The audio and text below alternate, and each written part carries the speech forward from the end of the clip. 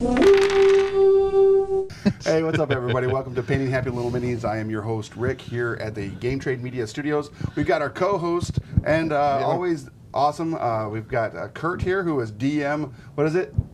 DM Spicy K. DM Spicy K, so the Dungeon Master. That works out well, because we're doing, we had a little DM RPG themed show today, so that's good. Yeah, we're going to be talking a lot about Dungeons and Dragons, and so in that vein... Is that game any good?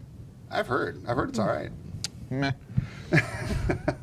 So yeah, we wanted to kind of dedicate this to Dungeons and Dragons today, because how cool is D&D that it is making this huge resurgence in the gaming world.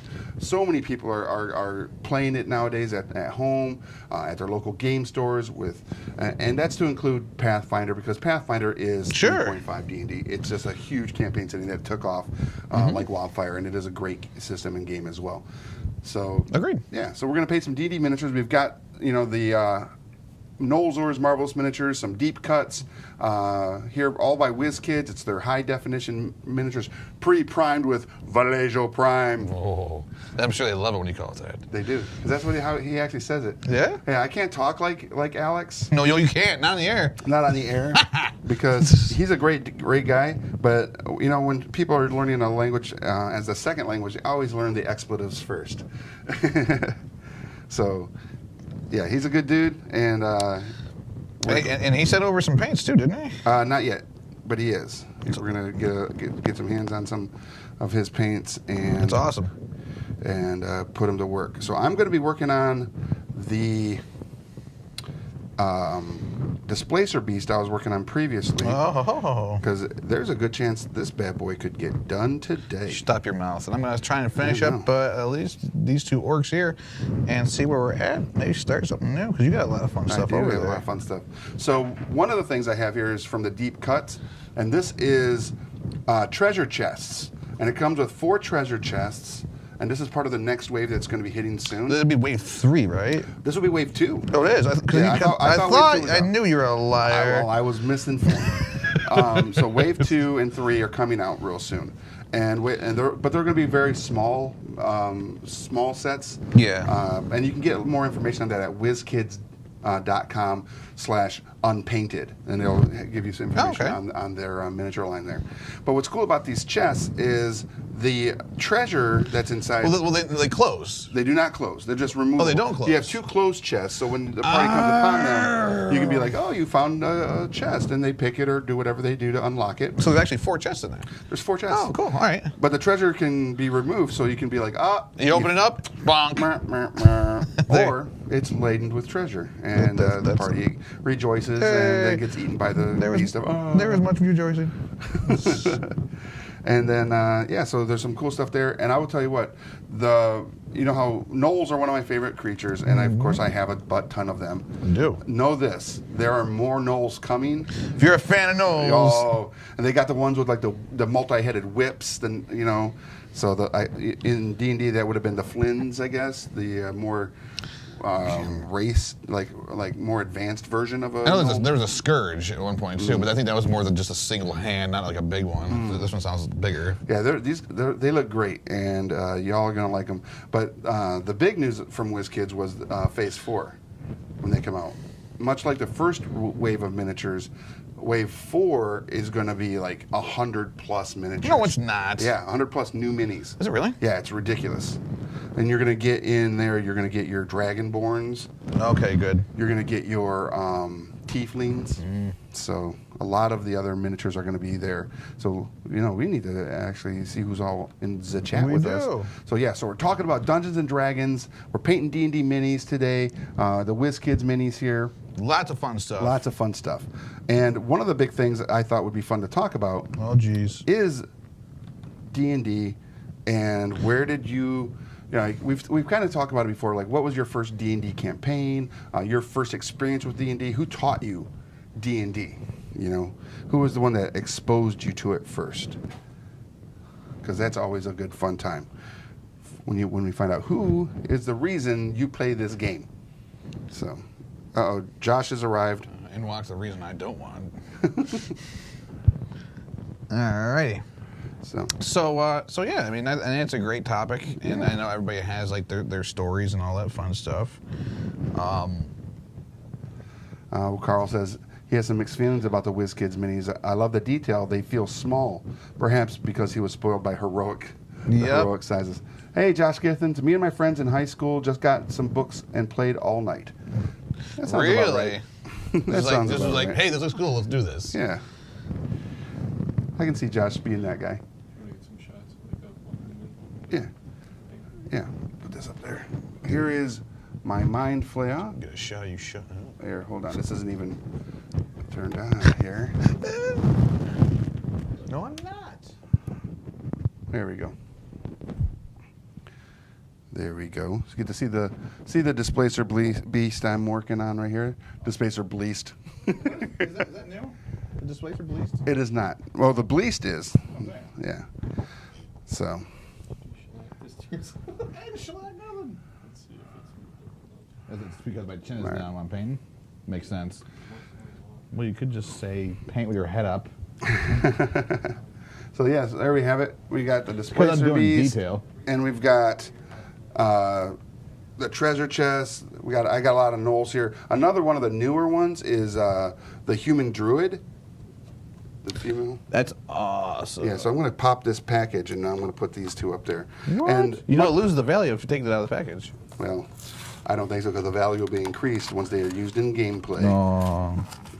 Hello, gentlemen. What's the product du jour? The product du jour today, Mr. One-Inch Heroes, a.k.a. Drew, is we're painting some more WizKids D&D minis. Yep, going back.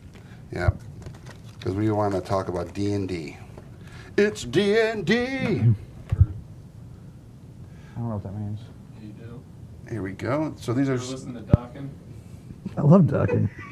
some druids. Trying to do highlights here, and not the best time for your conversations. And no, I never listen to ducking. You are right, though. You're trying to do highlights. Trying. Key. You're not kidding. So, yeah, there we go. You can see the druids there. It's the product of the day. That sounds nice. Afternoon, Stephen. Nice. Fighting with the legends of yore. Yes. So yeah, we're talking. I want to hear about all y'all out there that are watching us. What was your first experience? Your first introduction to Dungeons and Dragons?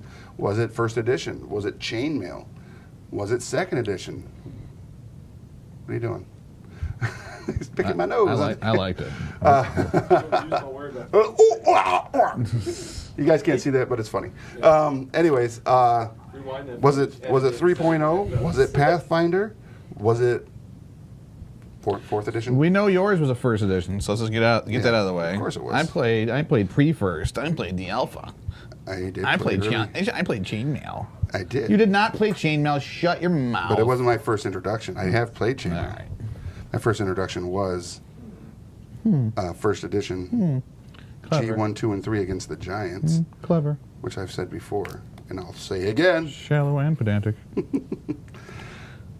But what is your flavor?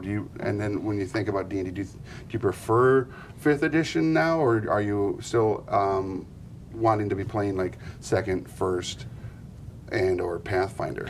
So like I said, I started off very briefly into 1st edition, very, very, very briefly. Okay. And it was just the books that the people had on hand. Right. So 2nd edition was already out by the time. We just didn't know about it, and it was very confusing for a young person to try and learn that by themselves without somebody teaching. So once we discovered 2nd edition, that was the one I played the most of prior to where we're at now. Right. And I love 5th.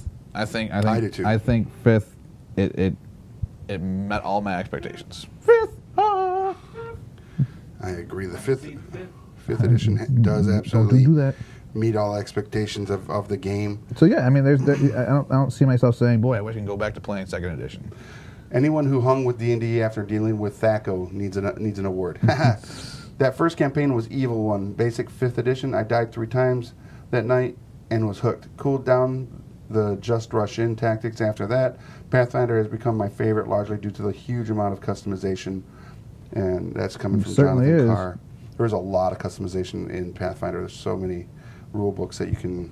And that's precisely the people that I think enjoy Pathfinder over D&D is to be able to get all those details and have all those skills and all those feats and figure out your character in advance, and just I think that's exactly the type of people that like that game. Oh, I agree.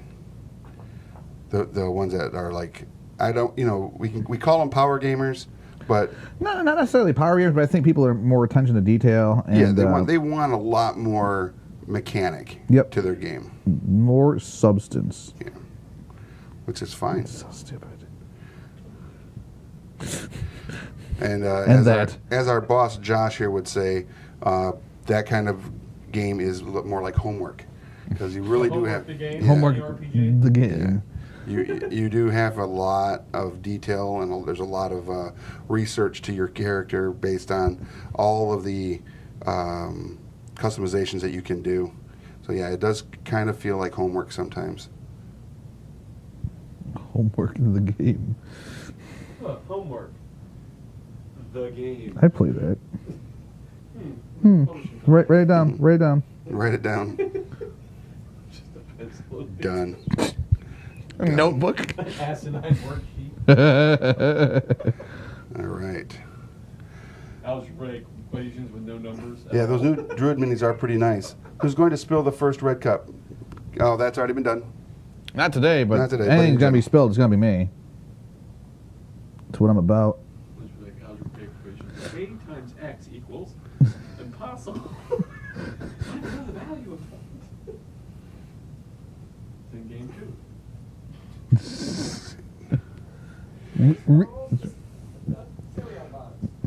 Cynthia says, I live in Florida, so this weekend we had to skip our session.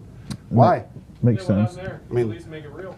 I mean, no, I'm kidding, Cynthia. I'm glad that you're safe, and everybody down there, we will wish the best in the recovery of Florida from Irma and the getting ready for the next storm that's coming. Is there another one going? Yeah, I believe, Jose is the next one coming? I think that one turned off, though. Oh, did it? It's hitting the same place. Oh, okay. But, yeah. I was just behind it. I mean, it was hitting land. It didn't say it was making landfall. All right. And then, but I can't remember what the hurricane was that hit North Carolina when I was there, and Rick. It could have been Hurricane Rick. And we all just went to the game store and locked ourselves in for the weekend. I will say this: had a lot of good fun playing D&D with all my friends there.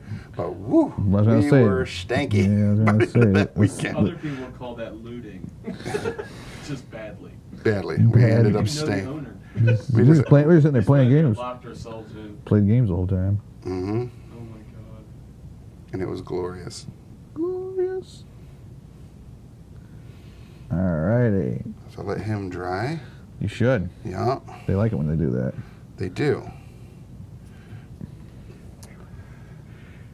Yeah, Cynthia says, thank you. We have lots of experience dealing with hurricanes. Yeah, I bet. Hey, Nate, what's up, man? Thanks for joining us. What was the best thing you saw at the convention? Which convention are you referring to, Anthony?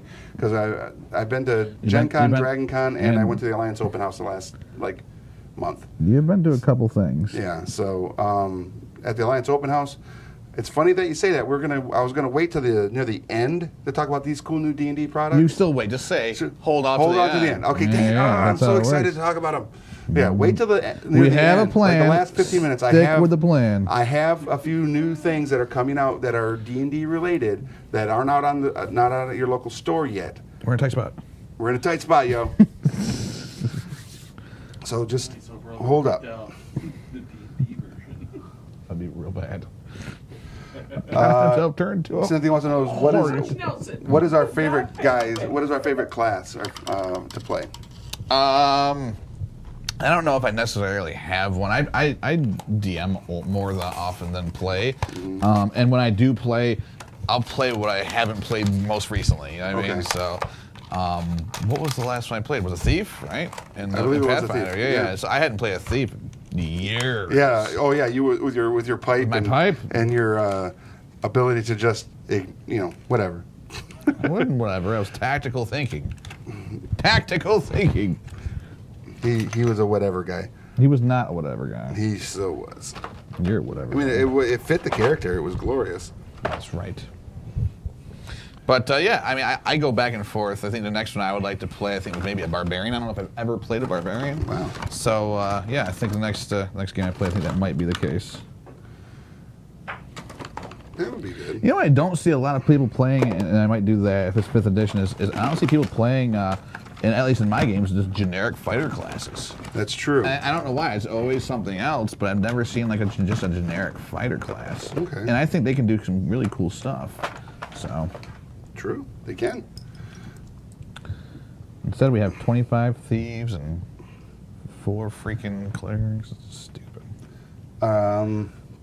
What wet palette do you use? This is the P3 wet palette. Okay. So. Rick Radke, picks to come. I did my first attempt at NMM this morning. What's that? Non-metallic metals. So that's painting metals without using any metallic actual paint. Oh wow. Yeah. Okay. That should be an interesting thing. Oh yeah. That's what the higher end painters do. It makes it a little bit more vibrant. And when done correctly, as Rick will attest, it's not an easy maneuver to do. It's something that's going to take a lot of practice. Right. But with it comes a lot of rewards. Okay. It's like Drew said, trying things out of your comfort zone, and just pushing yourself is a key element to painting as a hobby. And I appreciate, good job, Rick. I mean, bless you. That's one rabbit hole I haven't tried to go down yet. No, it is not easy. Did you see Nate on painting happy little Nate Webster? minis? Yes. Yeah, he's in here now. As he posted up some pictures of some stuff that he's been working on from the Dark Souls game, I believe is what it was, or Kingdom Death, one of the two. Kingdom Death. Yeah, and he also did a very good job with it on there. Again, it's just beyond me. Okay. One of the other questions is. Carl said you like playing clerics. What was the hardest mini you had to paint? I want to say the hardest one that I've had to paint recently is the Malifaux stuff that we did at one time. Those are because they're so tiny. They're difficult to paint, but they're worth painting because once they're done, they look amazing. So, all right. Nope. Nope. I don't want that brush. What do we think about taking beasts of burden, into our dungeons? I don't know about into the dungeons, but to the dungeons to help carry out loot. I'm cool with that. Taming. Oh, like actual monsters? Yeah. As far as like rangers and druids and stuff. Maybe at high levels, but yeah. I mean, it's an interesting ability to do. When I would play a ranger sometimes, I'll try beast taming or at least calming them down because they can be really angry. Really ornery. Nobody needs an angry beast.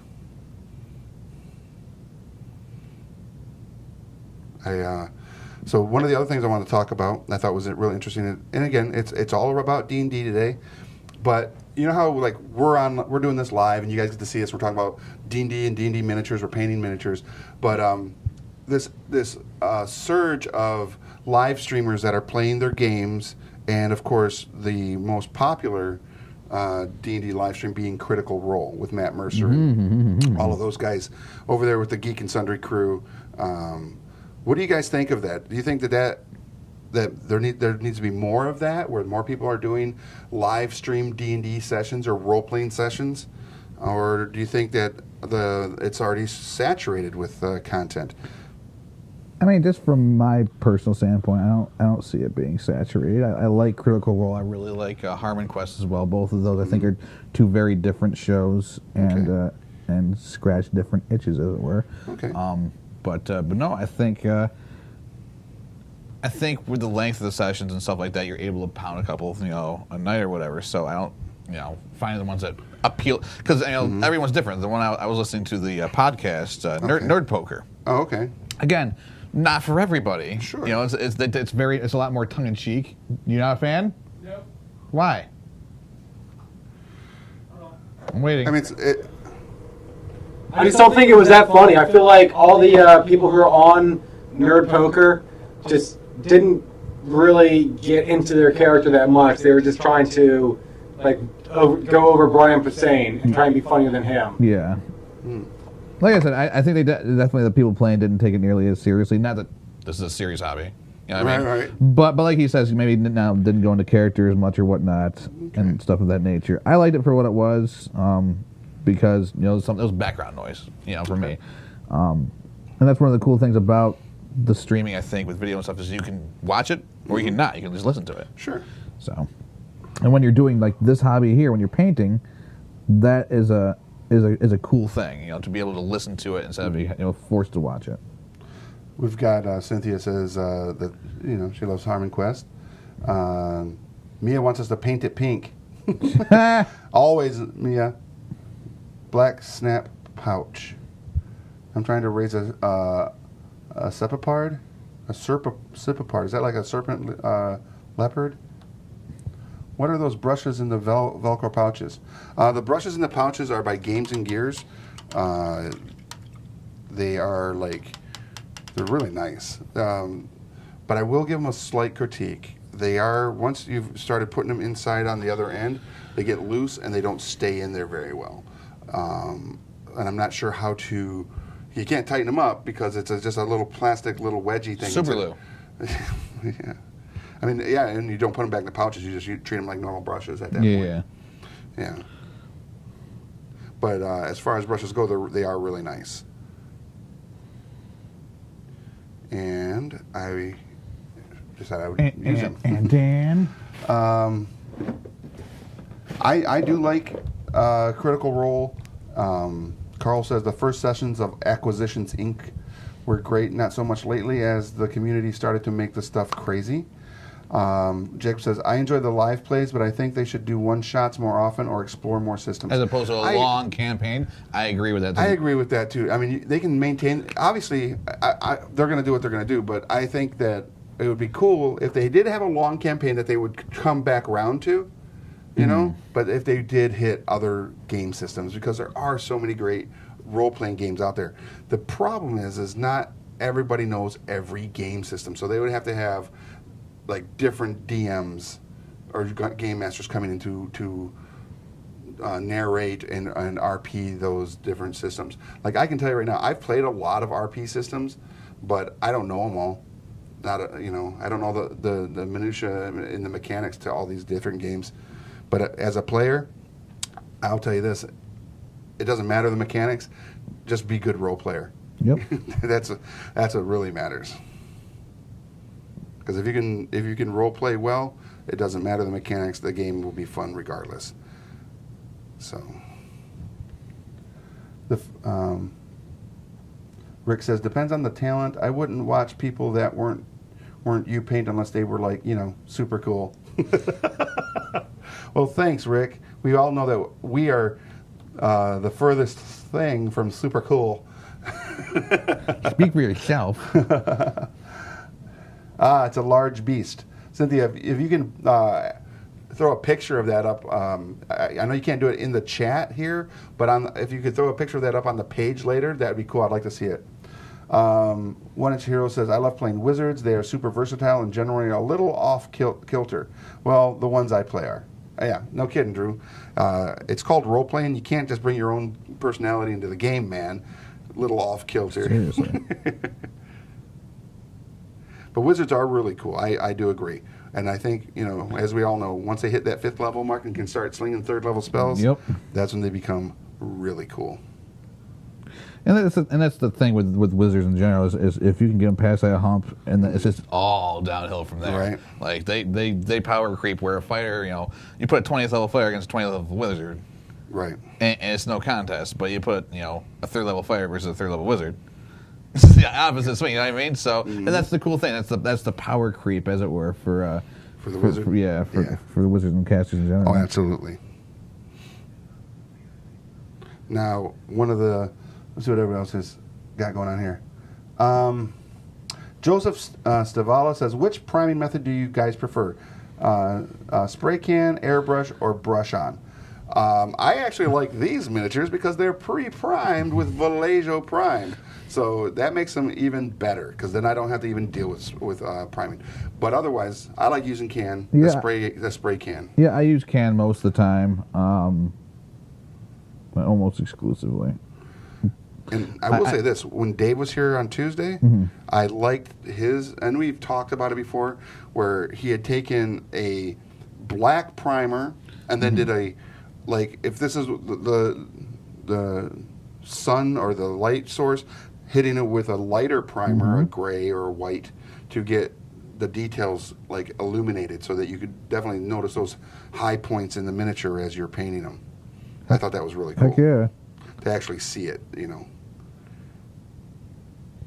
Have you ever used the paint-on primer? I have. I've used the paint-on primer. It was easy for me to take on like a plane trip. So that's when I used it, was on a plane trip. Ironically, I forgot my base coat brushes, so I used a fine detail brush to base my model. It was awful. I almost quit the hobby that day.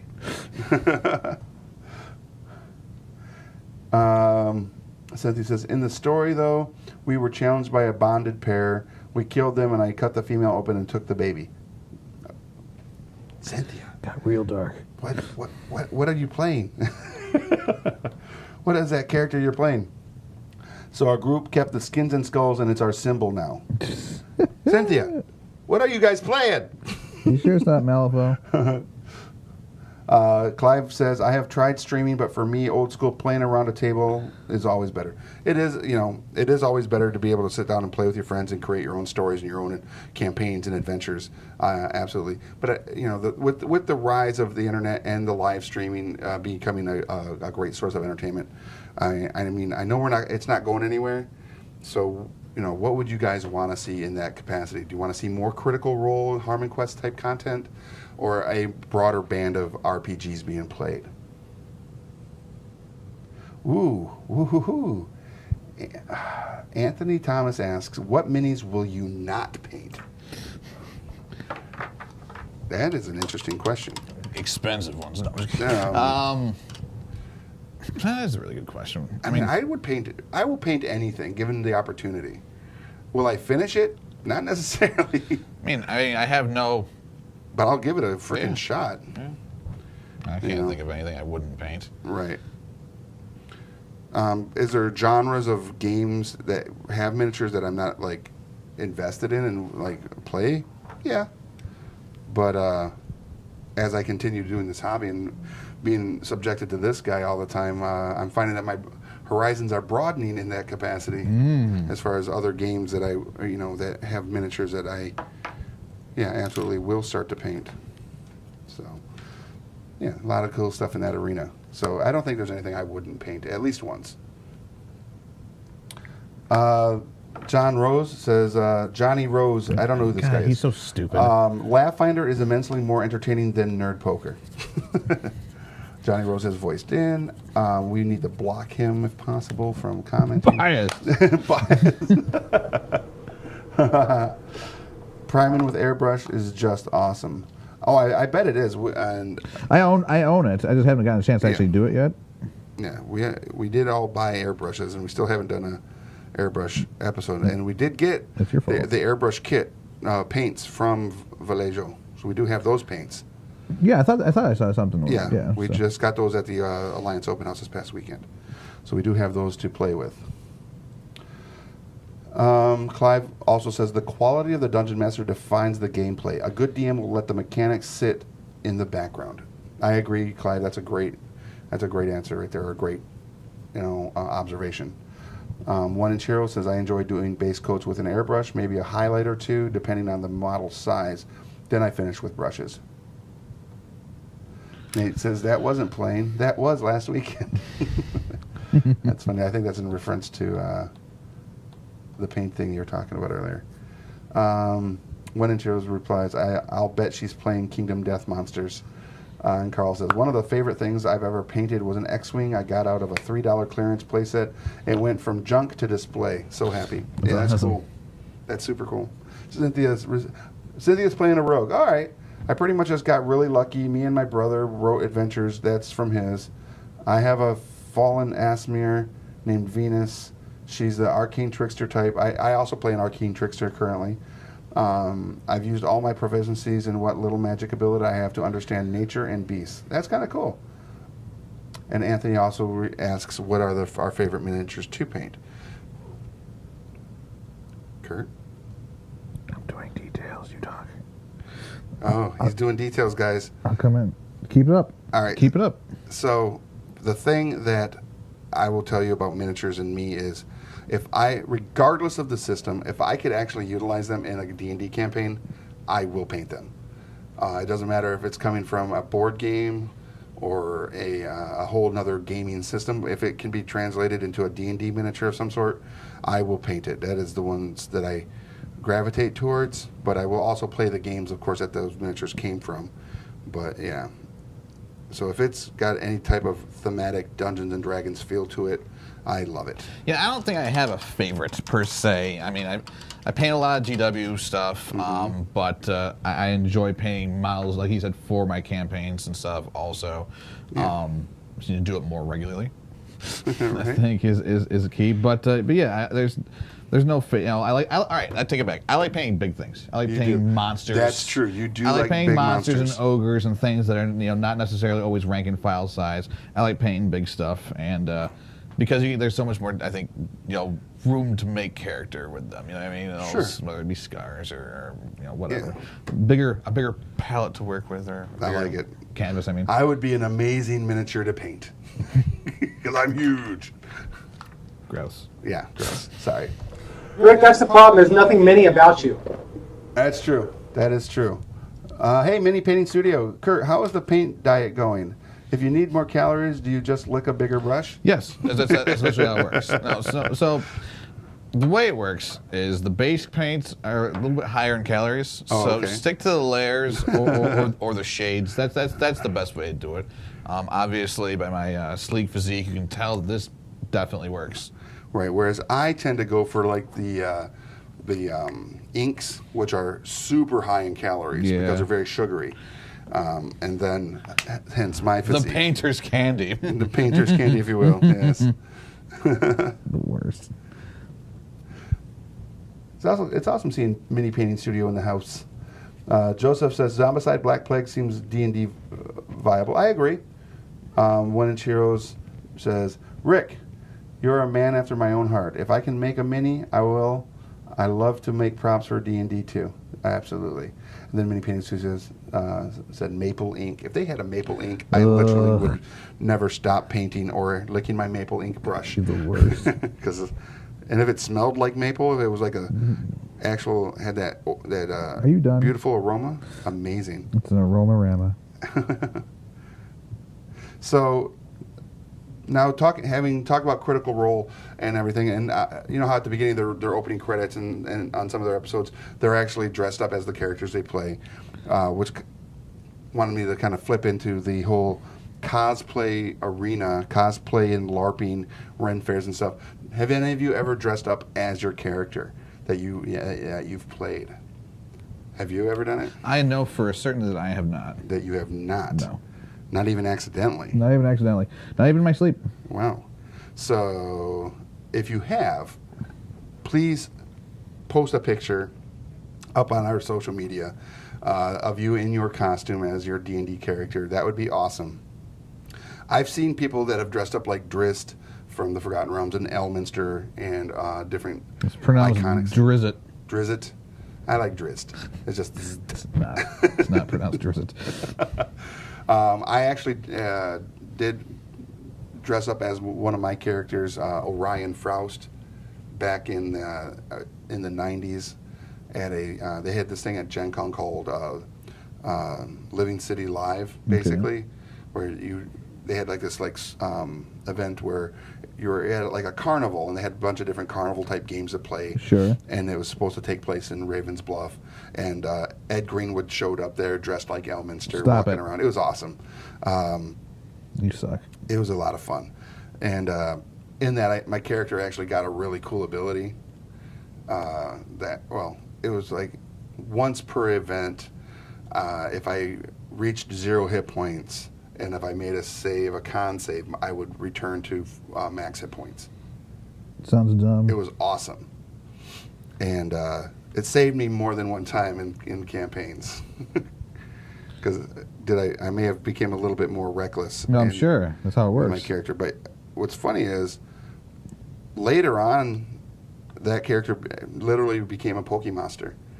He was a ranger who had what's the bag that you can reach in and grab out? Bag of holding. No, you can reach in and grab out an animal. Oh, ask Rick Racky. He knows. A bag of tricks, I think it is. Yeah, he has it. So I had one of those, so I could be like, Badger, I choose you. And then I had like a figurine of wondrous power, like I think it was like the fly, or whatever. So I had all these freaking little creatures, and then and because I was a ranger, I also had an animal companion. So it was like, oh, of course you did. It was ridiculous. I choose you. I choose you. Orion Frost, Ranger Pokemon Master. He was awesome. So Carl's now sorry he has never dressed up as his character. I think everybody should. Do any of you do anything like LARPing or any of that, or do you just dress up at Ren fairs? Hey James. Mini Painting Studio says I dressed up as a Slanesh demonette and got arrested. And then One Inchiro says he dressed up as his wizard for a D&D LARP. And now, Carl's like, I'm sorry, I've never dressed up as my character now. At my local con, a group of friends and I went as level 1 party. I was a ranger, and it was a blast. See, I've always wanted to do that, like get a bunch of people together, roll into Gen Con or Dragon Con, or... yeah, but you don't ever enjoy cons. You just go there and do stupid stuff. I do enjoy cons in my own way. In your own way. But that's what I'm saying. You would never have an opportunity to do these things because you're not able to. Dragon Con I could. Could you, though? Yeah. Would you, though? I would. No, you wouldn't. I would. And I want to for next year's. I want to go to Dragon Con, and I want to dress up as a D&D character and get a whole bunch of people, and we just go around and, like, looking for clues, looking for quests with people who aren't even a part of your group. Just be like... So, have you heard of any untoward doings around these parts? Who are you? Just randos, and just have a good time with it. And maybe even if we could, turn it into a LARP of some sort, how fun would that be? Because, I like to LARP, and because LARPing's a thing. Sure. I have a Crimson Fist Space Marine power armor, and I play one in Death Watch. Does that count? No, because it's not D&D, Drew. Good work, Drew. Jesus, but yes. Wait a minute to throw in your Crimson Fist conversation in there. Always. No, but it's cool. I mean, the fact that I've seen him in his armor, and it is freaking glorious. Cynthia says, not my character, but I went to an SCA thing one time, and because I was cooking, I'm a chef in real life, someone made me a medieval chef's costume, and I wore that. That is perfect. So I would do that. I was actually going to talk about LARPs and Ren fairs as well. There is what we have Dagomir and Darkon. Dagger here. Yeah. And Darkon. And Darkon, yep. Locally, and I'm guessing that everybody that does that has some really good costumes or garb. What do they call it? Garb? I don't know. Sure. I don't know what they call it. But let's go with garb. But Ren fair folk tend to call their outfits garb, as do SCA folk. No. From what interactions I've had. Well, that seems like that's probably the same. Yeah, they actually might be. Well, they are a lot the same. Well, I know a lot of them. Boo, not cool. Carl says, "I'm going to carry a bit exclamation point to a con. I'll cosplay as a quest giver. Just have a like a wire thing with a exclamation point over his head. That would be awesome." Garb, yes. Garb. Hi, maybe more close-up shots of the models you're painting. All right, hey, Rutherford, we'll absolutely do that for you. Let's take a look at what we have completed so far. We're going to put up one of the orcs that Kurt has been playing with here. Keep meaning to see if we can get rid of the blue lights on there. As cool as they look, it does detract from the actual paint jobs themselves. I would like to, but they do not shut off separately. I'd literally have to break the lights. What? I'll buy a new one. I should just order one that doesn't have the lights. Yeah. Yeah, I may do that. But yeah, so again, we're talking about D&D, and remember, share if you guys would be so kind as to share this on your social media, share it on your Facebook page, invite your friends to watch as well, because at the end of this, or near the end, in the next like 5 or 6 minutes, I'm actually going to show off a couple D&D products that aren't yet out. They're coming out really soon, but they're pretty bad. Are they though? I think they are. Yeah, but what do you know?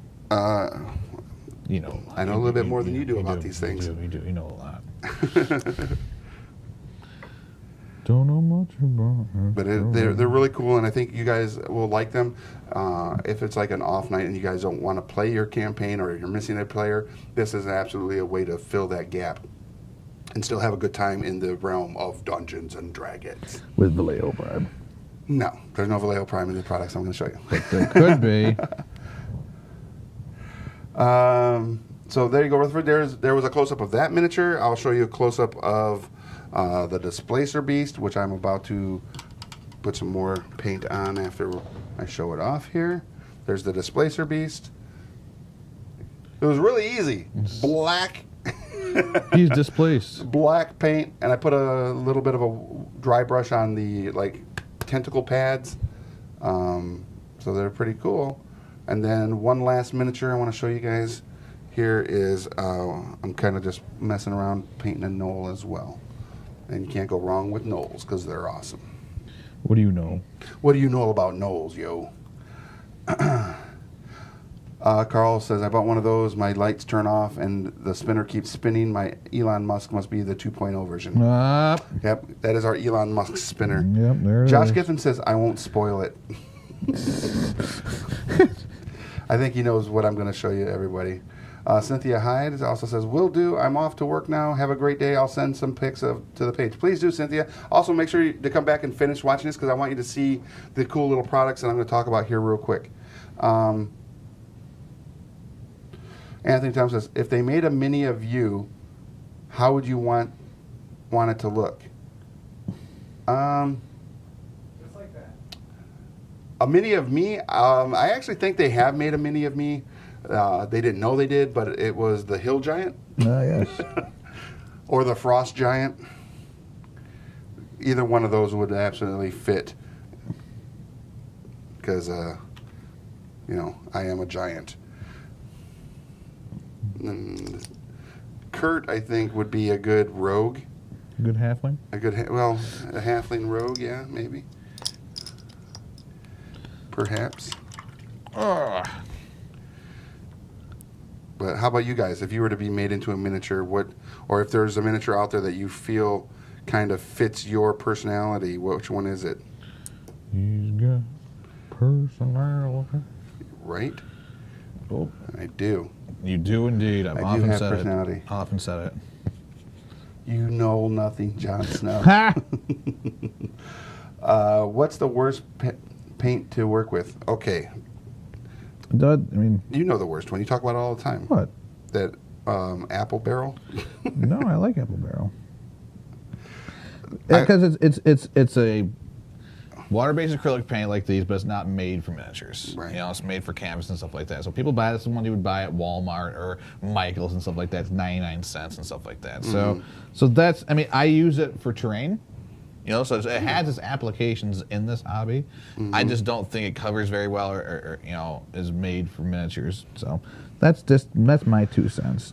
All right. And then I will say this is I don't bash any of the paints for the most part because everybody has their preference. I do use Army Painter War Paints a lot. I do like Vallejo paints as well. Citadel paints I actually feel like Citadel paints are absolutely the best for Citadel models because they're made for Citadel models.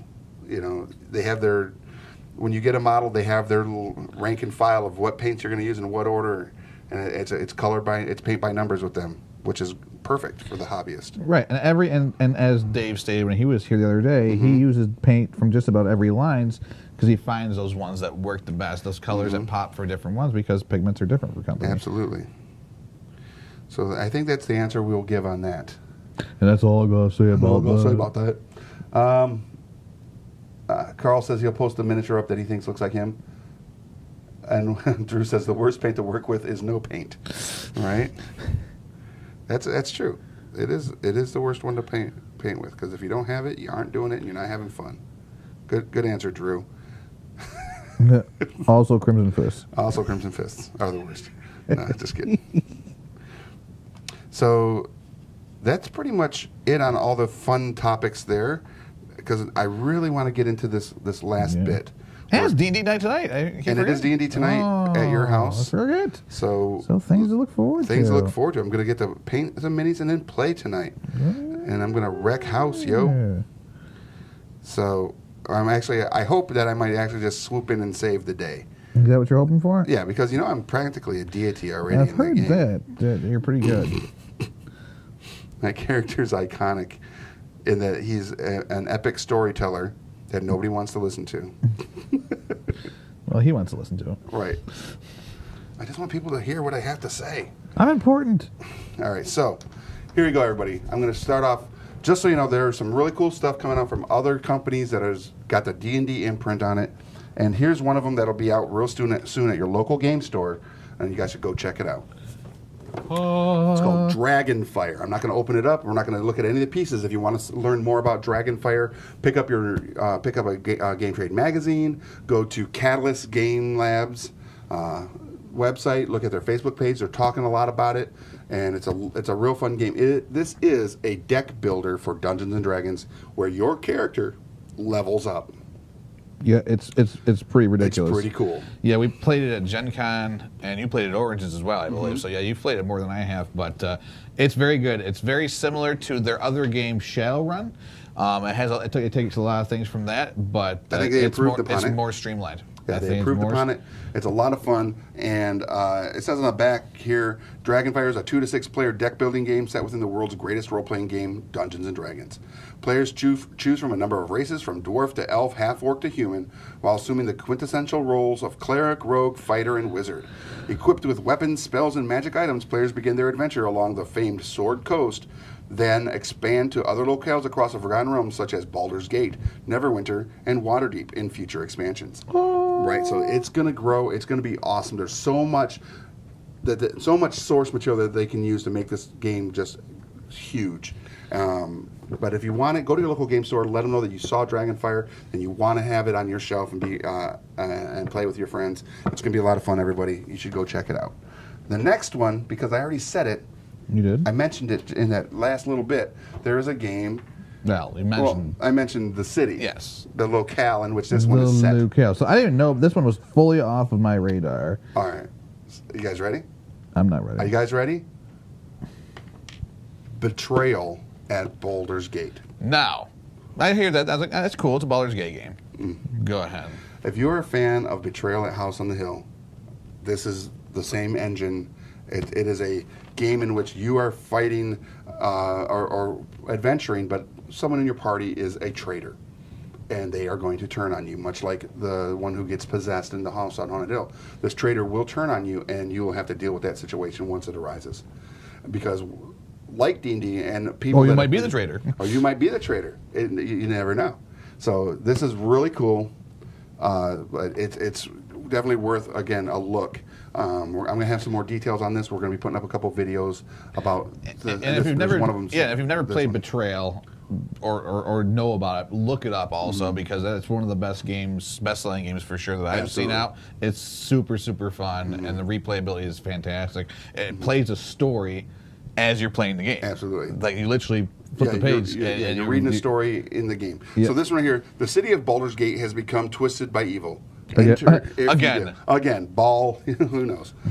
With every tile you place, your adventuring party works together to build the city's catacombs and alleys. That is, until some horrific, man, words are tough today, until some horrific evil turns one of you against the others. Then it's a race for survival as you face an onslaught of fearsome monsters from the Dungeons & Dragons universe, like Beholders and Mind Flayers. Based on the award-winning Betrayal at House on the Hill board game, Betrayal at Baldur's Gate offers 50 brand new scenarios filled with danger and dread. You'll return to Baldur's Gate again and again, only to discover it's never the same adventure twice. So there you have it. Another great D&D based game by Avalon Hill, Wizards of the Coast.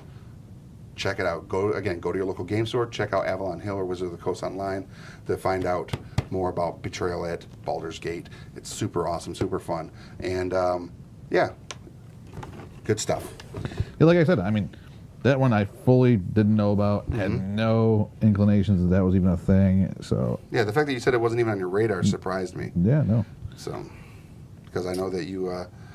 I try and keep up with that you stuff. do try you to know, keep up with that stuff. I try so hard and gone so far. Right. Alrighty. So I'm going to show the. You probably won't be able to see it so much, but unless you're, really looking hard, the changes I've done to this miniature here. But yeah, and there's more games coming that have D&D to them. So And Pathfinder. Yeah. And Pathfinder, absolutely. Yeah, there we go. The Displacer Beast again. Oh, the other thing about going back to the Wizkids brand, if you guys haven't seen it, they had these big like trophy mounted creatures. So they've done. Started with the Red Dragon. The Red Dragon. Then they did the Mind Flayer. Now they have a Beholder coming out. It should be relatively at your stores soon, if not like now or by the end of the month, because at the Alliance Open House, if you're a retailer that pre-ordered one, you could get yours there. Oh. So they were available there. But I don't know if I can talk about it. God, I wish. There's another? They're talking, dude. All right, so they're talking about 2 new things coming out. Why don't you do this? You can put 3, 2, and a fake one. Throw it in there. Okay. Of the 3, 2 are real, 1 is false. Okay. I don't know this. And when I say 2 are real, I mean 2 are speculated. Speculated, yes. All right. So, yeah. All right, and 1 is it might be down the road. I know which ones I want personally. Right. I would love to see a Minotaur. I would love to see a Minotaur. I would. Right. Go ahead. So here are the 3. One of them is absolutely false at this point. Fake news. One potential fake news. The other 2 are coming down the pipe. One of them is not a trophy. It is a full-sized Pathfinder goblin, like a life-sized 3-foot-ish. That's phenomenal. Pathfinder goblin, in the same vein of that foam plastic, size thing. Sure. Rust monster head. A head, which literally, as a rust monster, would be very tiny with the things coming off, or a black dragon. Okay. Trophy mount. So, 2 of those are for realsies. One of them is fake news. I think they're all fake news. Or they may all be fake news. I don't know. Because you didn't mention Minotaur. I asked the question, and if you would have mentioned Minotaur, I would be but no, you didn't. I did not say Minotaur. Though a Minotaur would be awesome. I think a Minotaur would be freaking great. An ogre, just an ogre head. What's up, Josh? Josh Yates is in the house. Scott says 50. Wow, that is awesome. We have 50 stories. 50 in the Betrayal at Baldur's Gate. Is it really 50? 50 potential storylines. That's more than that's definitely more than House. It's ridiculous. Scott says, I'm a big fan of Betrayal. Will that game you are holding have a bit? Yeah, I mentioned it. He asked if they have as big of a list of stories, and absolutely 50. So yeah, there you have it. So again, if you guys would be so kind as to share this one last time, we're creeping into the end of the hour. That would be awesome if you would share. And then, if you guys are going to be playing any D&D this weekend, take some pictures. We'll be doing a building character this Friday, and then Starfinder again. If you're here, if I'm here, even if you're not here, we'll still do a Starfinder build. Sure. And then next week, Tuesday, we'll do another episode of Painting Happy Little Minis. We're going to be doing Ninja Division's Pathfinder minis that are 4 very interesting ones: Tarzan, John Carter of Mars, and Red Sonja. And then there's one of the Martians. The big 4-armed Martians as well. So we'll be painting those next Tuesday. So you guys can get a peek at those. They're really cool. That's right, BTC. But after that, I apologize. It is con season, so we do have the conventions that we're doing. And next week is Baltimore Comic Con. It is. So if you are in the Baltimore area, please come by our booth if you're going to be at the convention. We'd love to talk to you and meet you. And those of you that we've already met, swing by too. And unless you're going to just want to talk about Crimson Fists. Yeah, then we don't hear about it. Otherwise, you guys have a wonderful afternoon. This has been Painting Happy Little Minis. I'm Rick. I'm Kurt. I have orcs that are almost done. Lucky. Finally. Didn't see that you did see his. All right, I guess here, let's take Here, one you last put- look. you put both on. We're trying to sign out here. God, he's the worst, Johnny. Johnny is Johnny's literally the worst. God. There we go. We'll spin them. They're on the spinner. There they are. And they look amazing. This show brought to you in part by Asus. Yeah, but actually, you guys, go to your local game store, become part of the community, join us in Painting Happy Little Minis. $3.99, right? Yeah. Pick these up, $3.99. They're awesome. Well worth it. Go to Wizkids.com/unpainted to learn lots more about the upcoming miniatures that are coming out under their Deep Cuts and Nolzur's Marvelous Miniatures line. All good stuff. And then, yeah, we will see you at your local game store or convention or back here online very soon. Yes. Have a wonderful afternoon, everybody. Bye, guys.